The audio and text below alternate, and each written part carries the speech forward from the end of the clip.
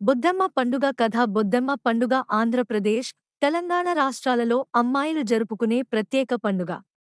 బొద్దెమ్మ అనే పేరు బొడ్డి, మట్టి గుట్ట మరియు అమ్మ, తల్లీదేవి అనే పదాల నుంచి వచ్చింది.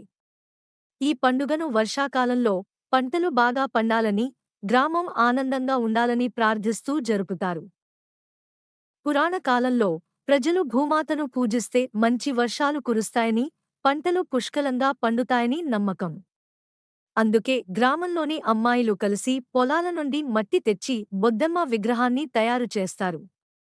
ఆ విగ్రహాన్ని పసుపు, కుంకుమ, పువ్వులతో అలంకరిస్తారు. ప్రతిరోజూ అమ్మాయిలు పాటలు పాడుతూ, ఆటలు ఆడుతూ, నైవేద్యం పెడుతూ బొద్దెమ్మను పూజిస్తారు. ఈ పండుగను సాధారణంగా 9 రోజుల పాటు జరుపుతారు. చివరి రోజు బొద్దెమ్మ విగ్రహాన్ని సమీపంలోని చెరువు లేదా వాగులో నిమజ్జనం చేస్తారు. దీని అర్థం బొద్దెమ్మను సంతోషంగా పంపించి, వచ్చే ఏడాది మరల ఆశీర్వాదాలతో రమ్మని కోరడం. ఈ పండుగ స్నేహం, ఐక్యత నేర్పుతుంది. అలాగే భూమాతను, ప్రకృతిని గౌరవించడం, రైతుల కష్టాన్ని గుర్తు చేసుకోవడం కోసం ఈ పండుగ జరుపుకుంటారు.